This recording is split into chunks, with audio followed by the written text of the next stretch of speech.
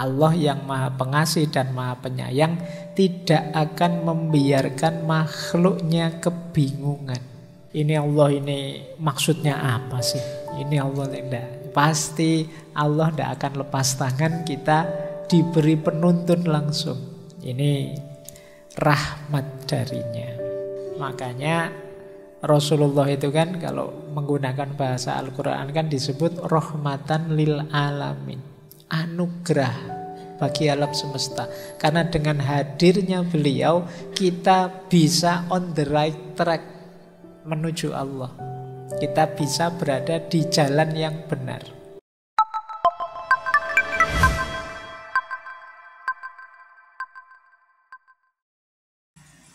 Bismillah, teman-teman, mari kita lanjut lagi ngaji filsafat kita, mengistiqomahi belajar. Sekarang kita melihat beberapa komentarnya para filosof, para ulama tentang pentingnya Nabi tadi ya. Ini saya ambil yang pertama dari Ibnu Sina, kitab beliau yang sangat terkenal, As-Sifa. Saya ambil dari As-Sifa ya, ada kalimat seperti ini dari Ibnu Sina. Allah tidak pernah mengabaikan kebutuhan setiap makhluk. Sebagai contoh, Dia memberi kita mata dengan bulu dan kelopak mata yang melindunginya. Allah telah memberi kita kelenjar air mata agar mata tidak kering. Allah juga membuat lubang kecil di pinggir mata untuk membawa kelebihan air ke hidung. Jika tidak ada lubang ini, maka wajah kita akan terus dipenuhi oleh air mata. Allah telah menciptakan pupil yang sensitif terhadap cahaya untuk melindungi bagian dalam mata dari kerusakan. Juga otot-otot di sekitar bola mata untuk melihat ke banyak arah. Ini tentang mata saja, Allah itu begitu perhatian terhadap kita, sampai sedetil itu. Kata Ibnu Sina, Allah yang telah memberikan detail kebutuhan manusia semacam itu mustahil dan tidak mungkin mengabaikan kebutuhan manusia yang jauh lebih besar, yaitu kebutuhan kita atas kenabian. Tidak mungkin Allah tidak memberi kita nabi yang menuntun kita. Kenapa? Kebutuhan tentang nabi dan menuntun kita ini jauh lebih penting daripada misalnya mata kita. Sementara untuk mata saja, betapa tadi fasilitas yang diberikan oleh Allah. Mulai bulu mata, kelopak mata. Bayangkan kalau kita tidak punya kelopak mata atau tidak punya bulu mata, betapa sulitnya. Atau kalau rambut ini kan tambah lama tambah panjang. Bayangkan kalau bulu mata juga tambah lama tambah panjang. Ternyata kan tidak, sama-sama bulunya. Allah mengatur kalau bulu mata kita ini tidak tambah panjang. Nanti ada, kata Ibnu Sina tadi kan, ada lubang kecil di ujung mata kita yang itu membawa kelebihan air mata itu ke dalam. Kata Ibnu Sina, kalau tidak ada itu ya kita kayak orang menangis terus. Kalian kan sering bingung, ini air mata tiba-tiba keluar dari mana. Ayo, ada mekanismenya sudah, sampai sedetil itu. Apalagi kebutuhan yang paling besar untuk hidup kita, tujuan hidup kita yang hakiki, yaitu ilaihi roji'un, kembali pada Allah. Tentu saja Allah akan memberi penuntun, memberi guide. Allah akan sangat serius menginginkan kita sampai padanya. Ilaihi roji'un. Jadi ini pandangan dari Ibnu Sina. Berarti kenabian itu ya memang niscaya Allah itu memang sangat sayang pada kita. Ini alasan yang pertama. Ada lagi Al-Mawardi, ini filosof yang kita kenal dengan filsafat akhlaknya. Kata Al-Mawardi dalam kitab A'lam an-Nubuwah, para rasul itu diutus kepada manusia dengan membawa perintah dan larangan yang dengannya manusia tahu apa yang harus dilakukan sebagaimana dikehendaki Allah. Kalau hanya nalarnya atau akalnya sendiri, manusia tidak akan tahu kemaslahatan yang diberikan untuknya. Ini sama dengan tadi ya, kalau kita mengandalkan akal saja, kita tidak akan bisa tahu mana yang baik, mana yang tidak. Buktinya sederhana. Misalnya, yang suka makan-makan kolesterol terus kolesterolnya tinggi. Itu sudah dikasih tahu loh sama banyak orang, sama dokternya. Kamu jangan makan gorengan ya, kamu jangan makan ini ya, itu ya. Akalnya kan tahu. Tapi toh tetap tidak bisa menghalangimu kesenanganmu untuk makan makanan tadi. Berarti apa? Akalmu kalah oleh egomu. Kalau ditanya, kamu itu kolesterolmu tinggi kok makan gorengan, emangnya boleh? Nggak boleh sih, tapi enak Kamu jawaban kan sering begitu. Ya saya tahu sih ini merugikan kesehatan, tapi ya gimana lagi, saya seneng daripada saya stres karena melepaskan kesenangan saya, ya mending saya stres meskipun nanti sakit. Nah ini manusia. Maka kalau akal kita itu daya kontrolnya tidak terlalu powerful. Bandingkan kalau kemudian ada nabi, ada rasul, ada kitab suci yang menunjukkan kita jalan yang lurus. Nabi kan lebih powerful dari kita. Misalnya tiba-tiba ada dalilnya hadis yang bilang bahwa sesungguhnya gorengan itu bisa membawamu ke neraka. Misalnya, itu kan kamu lebih ngeri kan makan gorengan dibandingkan sekedar dilarang saja. Meskipun mungkin ya dalilnya ada, misalnya halalan thayyiban atau apalah, kamu kan masih bisa berdalih kan. Lupa kan itu tidak spesifik ngomong gorengan, Pak. Tapi coba spesifik, kamu kan bisa lebih terkendali, lebih terkontrol. Itulah mengapa kita perlu penuntun. Jadi karena kalau tanpa penuntun, tanpa nabi, mengandalkan akal kita saja, sulit kita mencapai manfaat maslahat hidup yang optimal. Disitulah peran nabi dibutuhkan. Nah, kita lanjut. Kalau tadi Al-Mawardi, kalau ini Al-Maturidi. Dasarnya sama dengan pikirannya Al-Mawardi tadi. Jadi kenabian itu hakikatnya kemudahan yang diberikan oleh Allah pada hambanya. Karena akal kita terbatas. Akal itu kalau sudah masuk ke ranah metafisik, dia banyak tidak berdaya. Sementara agama itu isinya sebagian besar metafisik. Hal-hal yang tidak bisa dijangkau oleh panca indera. Kita dengan akal kita saja sulit bisa mencapainya. Berspekulasi bisa, tapi sampai pada titik-titik metafisik eskatologis yang tepat kita kesulitan. Disitulah gunanya wahyu, gunanya nabi menginformasikan. Besok ada surga loh, ada neraka, ada hari kebangkitan, ada hisab. Ini kalau tidak diinformasikan oleh nabi, kalau pakai akal kita saja mungkin kita membacanya, oh manusia itu mati terus dikubur, terus tubuhnya hancur, terus selesai. Itu kan yang bisa dilihat oleh panca indera. Tapi cerita di balik itu, sisi metafisiknya akal tidak bisa. Akal hanya bisa berspekulasi, mengira-ira. Itulah gunanya terus ada nabi, ada kitab suci memberitahu kita. Awas jangan meleset. Hidup tidak berhenti dengan kematian duniawi. Ceritanya masih panjang. Itu informasi dari nabi. Jadi kenabian itu fasilitas sebenarnya yang diberikan oleh Allah pada kita. Nah, kalau menurut Al-Maturidi, nabi di antara semua manusia itu sebagaimana akal kita. Jadi nanti ada pandangan semacam itu. Keutamaan nabi di antara manusia itu seperti akal di antara semua anggota tubuh yang lain. Ya intinya memang menunjukkan posisi pentingnya nabi bagi manusia untuk kemanusiaan. Oke, ya semoga teori-teori ini nambah cintamu pada Kanjeng Nabi, pada Rasulullah. Berarti memang sangat penting perannya.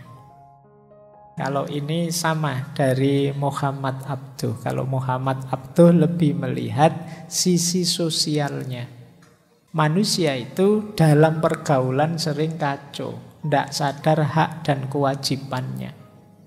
Jadi manusia itu biasanya bisa jernih kalau berpikir sendiri, berjarak dari realitas, refleksi, tenang, dan lain sebagainya. Tapi kan tidak mungkin kita begitu terus. Hidup kita itu bergaul bersama masyarakat. Ini yang membuat kita gampang terdistraksi.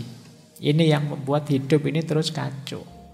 Mungkin orang bilang tadi kan kita bisa pakai akal kita toh, berpikir jernih toh. Iya, mungkin kalau pas kita sendirian, diam-diam, kontemplasi, menjauh, bisa kita berpikir jernih. Tapi hidup kita kan tidak begitu. Hidup kita itu campur dengan orang lain, bergaul aktif dengan orang lain, yang di situ pengaruhnya banyak. Tadi mau datang ke sini itu, wah saya niat ngaji, mau khusyuk, lah ketemu temen di sini, akhirnya ngobrol ndak jelas, ngalor ngidul akhirnya. Kenapa? Ada orang lain. Itu makanya sabdanya Sartre kan begitu, hell is other people. Orang lain itu memang neraka kok. Kurang ajar orang lain itu memang. Gara-gara ada orang lain ya aku ndak karu-karuan ini. Buka HP pinginnya khusyuk baca yang baik-baik kok yo baca orang maki-maki, pingin bales aku maki-maki akhirnya gitu kan.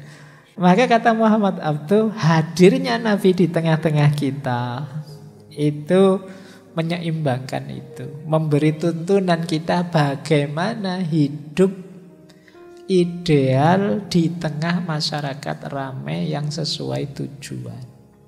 Jadi pentingnya di situ. Ya kalau versinya mistik sih gampang, menjauh dari dunia, tapi kan kita bukan manusia yang seperti itu. Kita manusia yang hidup dalam keramaian. Bagaimana kita tetap bersosial tapi juga tidak keluar jalur menuju Tuhan tadi. Oke, baik. Ini perspektif-perspektif ya untuk menguatkan kenapa harus ada nabi. Kalau diringkas, argumen pentingnya kehadiran Nabi itu ada 4. Kalau argumen keberadaan Tuhan kan dulu pernah kita bahas ya. Nah kalau ini argumen pentingnya kehadiran Nabi. Yang pertama apa? Argumen hikmah atau kebijaksanaan. Yo, Allah itu yang maha bijaksana kan menurunkan hukum-hukum, memberi aturan hidup, menetapkan norma-norma hidup. Tentu saja Allah bertanggung jawab mengajarkan dan menuntunkan aturan-aturan tadi. Allah tidak akan lepas tangan. Karena apa? Allah sangat sayang dengan kita. Sayangnya Allah itu argumen kedua, argumen rahmat. Allah yang maha pengasih dan maha penyayang tidak akan membiarkan makhluknya kebingungan. Ini Allah ini maksudnya apa sih? Ini Allah tidak. Pasti Allah tidak akan lepas tangan, kita diberi penuntun langsung. Ini rahmat darinya. Makanya Rasulullah itu kan kalau menggunakan bahasa Al-Quran kan disebut rahmatan lil alamin. Anugerah bagi alam semesta. Karena dengan hadirnya beliau kita bisa on the right track menuju Allah. Kita bisa berada di jalan yang benar. Nah, yang ketiga, argumen keutuhan. Jadi manusia itu seperti saya bilang tadi punya banyak potensi. Yang ini kan kita perlu mengaktualkannya. Agar tidak salah, aktualisasi diri ini oleh Allah diberi petunjuk. Ya hari ini kita sebut agama dengan ajarannya melalui kitab suci yang dibawa oleh seorang nabi atau rasul. Itu dalam rangka apa? Mewujudkan, mengaktualkan potensi terbaik kita. Versi terbaiknya manusia itu versi manusia yang sadar hakikatnya, yang ilaihi roji'un, kembali pada yang hakiki, yaitu Allah. Nah, ini argumen ketiga. Kenapa ada nabi? Ya dalam rangka menuntun kita mengaktualkan potensi kita sebagai manusia seutuhnya. Jadi kalian boleh nanti setelah ini refleksi ya. Saya itu potensiku sudah aku aktualkan berapa persen. Aku itu sebenarnya bisa ini loh. Tapi sudah aku wujudkan berapa sih dari potensi-potensi itu. Khususnya dalam rangka kemanusiaan dan kehambaan. Dalam rangka tanggung jawab kita sebagai hambanya dan sebagai khalifahnya. Nah, ini argumen ketiga, bahwa kita ini perlu jadi manusia seutuhnya. Manusia seutuhnya itu ya manusia yang hakiki, yang sadar kediriannya sebagai hamba Allah dan khalifahnya. Yang keempat, argumen keadilan. Jadi Allah itu adil. Dia tidak hanya memberi tugas amanat, tapi juga memberi fasilitas. Tidak hanya memerintah, tapi juga memberi daya dan kekuatan. Tidak hanya menuntut, tapi juga memberi bekal. Jadi kalian diminta ini loh, diminta itu loh. Padahal tuntutannya Allah itu untuk kepentingan kita sebenarnya. Itu pun kita diberi modal, diberi bekal, diberi fasilitas pendukung yang luar biasa. Jadi lagi-lagi memang ini sebenarnya tema cintanya Allah pada manusia. Jadi kalau ada yang tanya, penting tidak sih kehadiran Nabi? Penting. Alasannya 4 ini. Hikmah, rahmat, keutuhan, dan keadilan.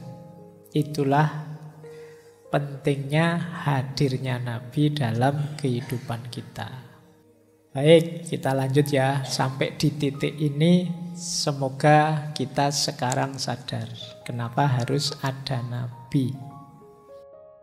Nah, ini beberapa konsep kenabian kalau dalam Islam. Ini saya pelan-pelan sebelum nanti ke filsafat, gomnya yang membuat ruwet nanti ya di belakang.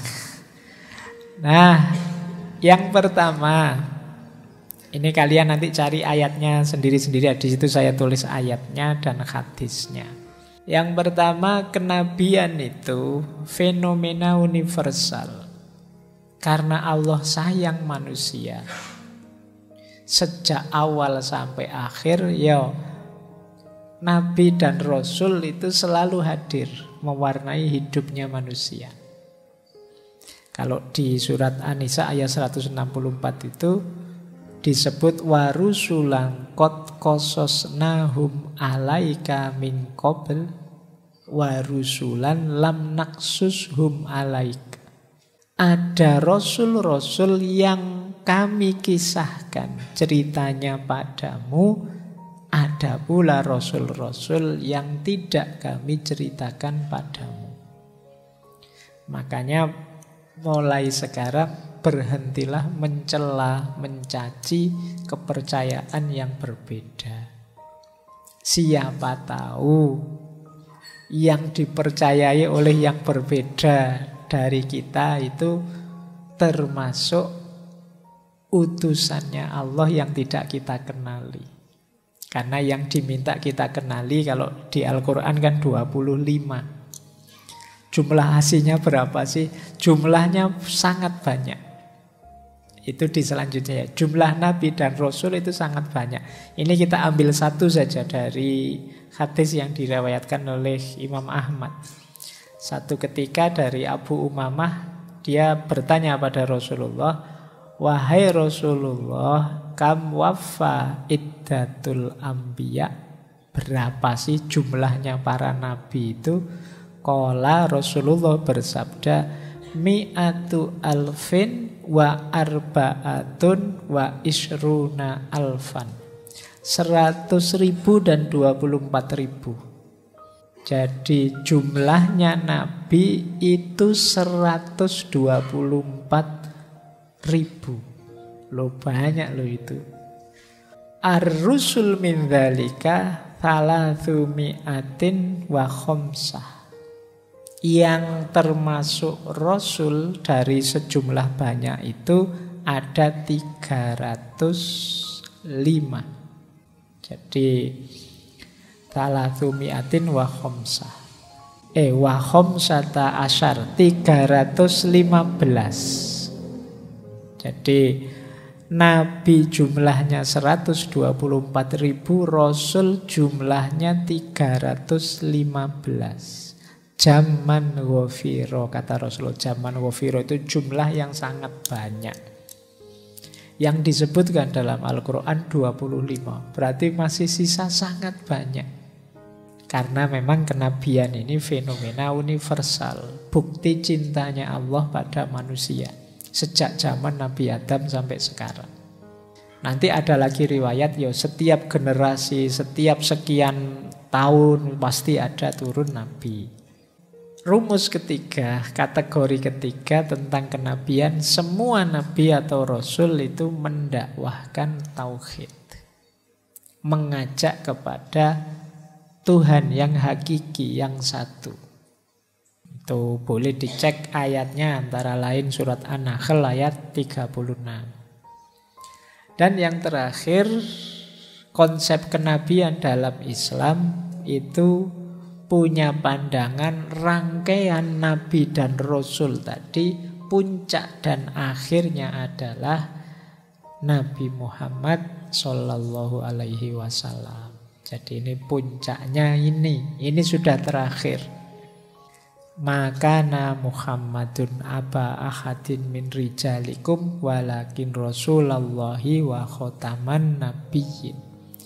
Jadi Muhammad itu tidak sekedar bapaknya salah seorang dari kalian, tetapi dia adalah penutup para nabi, utusannya Allah dan penutup para nabi. Wa kana Allahu bikulli syai'in alima. Jadi ini akhir dari kenabian dan kerasulan itu Nabi Muhammad. Apa untuk seterusnya? Memang tidak ada nabi lagi, Pak. Lah manusia memedomani apa? Al-Quran dan Sunnah. Finalnya di situ. Sebenarnya ini juga isyarat mungkin ini memang akhir zaman sudah. Generasi Bani Adam yang terakhir. Makanya nabinya sudah nabi pamungkas. Petunjuknya lewat Al-Quran dan Sunnah. Cuma saya tidak bisa menentukan lah terus kiamatnya kapan Pak Yombo. Tapi ini mungkin kalau sepak bola itu mungkin babak terakhir ini sudah. Ini mungkin sudah menit-menit injury time. Kemarin diramal 2012. Ternyata tidak jadi.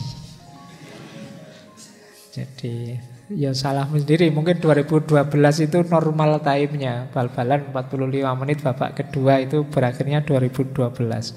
Cuma kan ini injury time, mungkin kemarin kamu banyak pas main sepak bola banyak pelanggaran kan, dan itu ditambahi injury time. Sopo ngerti ada yang masih mau tobat. Mumpung masih ada waktu ini loh, ditambahi oleh Allah. Nah, baik. Jadi ini beberapa konsep kenabian. Bahwa nabi itu fenomena universal, berarti sejak dulu juga dunia ini diwarnai oleh para utusan Allah yang jumlahnya sangat banyak, yang semuanya menyeru kembali kepada ketuhanan yang hakiki.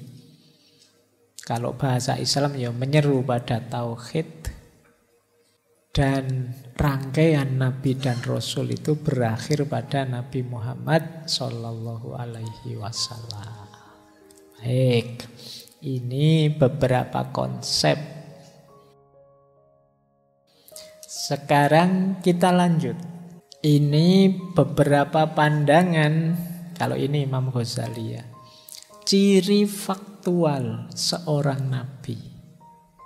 Nabi itu menonjol di tengah masyarakatnya Pertama karena karakter dan kepribadiannya.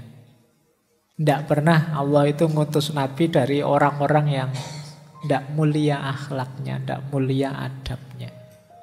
Selalu Nabi itu bahkan sejak kecilnya sudah mantap karakternya. Jadi siapapun Nabi, siapapun Rasul. Ciri kedua, biasanya membawa pesan atau ajaran yang utama. Jadi mantap karakternya tidak sekedar pencitraan, tidak sekedar ingin disukai orang, tapi memang membawa pesan, membawa ajaran yang khas, yang utama. Itu ciri kedua. Yang ketiga, mukjizat biasanya. Jadi mereka ini untuk membuktikan kebenaran pesannya punya mukjizat. Nanti kita jelaskan satu-satu tentang mukjizat ini. Berarti apa? Kalau ada orang mengklaim nabi, itu mudahnya tiga itu. Karakter dan kepribadiannya, pesan dan ajarannya, dan yang ketiga mampu menunjukkan mukjizat. Tapi yang tiga ini dulu ya, sebelum Nabi Muhammad. Setelah Nabi Muhammad yang merupakan Nabi terakhir, penutup, meskipun ada orang karakternya baik, membawa pesan yang luar biasa, kelihatannya kok hebat, sakti, bisa ngobati orang, bisa macam-macam. Kalau dia bilang dia nabi, pasti nabi yang palsu. Jadi rumus tiga yang atas itu ditambah yang terakhir. Kalau untuk hari ini, kalau yang dulu-dulu mungkin ya sebelum Nabi Muhammad, cerita-cerita ke belakang itu nabi itu ya karakternya tiga itu yang atas. Tapi sekarang karena sudah final, sudah ditutup pintu kenabian, siapapun ngaku nabi, yo dia termasuk palsu. Karena tidak akan ada lagi nabi dan rasul. Bahkan besok akhir zaman pun kalau ada beberapa pandangan itu akan turun nabi lagi, bukan nabi baru tapi Nabi Isa. Nabi Isa kan ya tidak baru, itu kan sudah lama, sebelum Nabi Muhammad juga sudah nabi. Meskipun saya tidak yakin kalian siap apa enggak. Kalau Nabi Isa datang beneran, mungkin kamu stres juga. Ini alamat, ini sudah mau selesai ceritanya ya. Atau jangan-jangan tiba-tiba ada orang ngaku, saya Nabi Isa loh. Ayo itu urusannya penjara. Seandainya Nabi Isa beneran datang, mungkin saya membayangkan ya mungkin besoknya dia ditangkap polisi mesti. Dianggap ngaku-ngaku nabi palsu. Mental kita masih belum nyampe ke sana ya. Baik, ini ciri-ciri nabi. Dilengkapi oleh Ibnu Khaldun. Biar kita bisa lebih dalam ya. Dalam Muqaddimah, kata Ibnu Khaldun, ciri nabi yang menerima wahyu itu, yang pertama bersih dari dosa dan menjauhi perilaku tercela dan kotor. Tidak ada cerita nabi yang diawali dari tukang maksiat, senang berbuat dosa. Kalau wali beberapa mungkin ada, tapi kalau nabi tidak ada. Jadi nabi itu sejak kecilnya memang diskenario oleh Allah bersih dari dosa dan perilaku tercela atau kotor. Yang kedua, mengajak kepada ad-din dan al-afaf. Ad-din itu pada agama, peribadatan, pengabdian, penyembahan pada Tuhan, dan al-afaf, mengajak untuk menjaga kehormatan diri. Jadi ini pada din dan afaf. Ya, menjaga kehormatan diri itu penjelasannya minggu lalu, akhlak dan adab.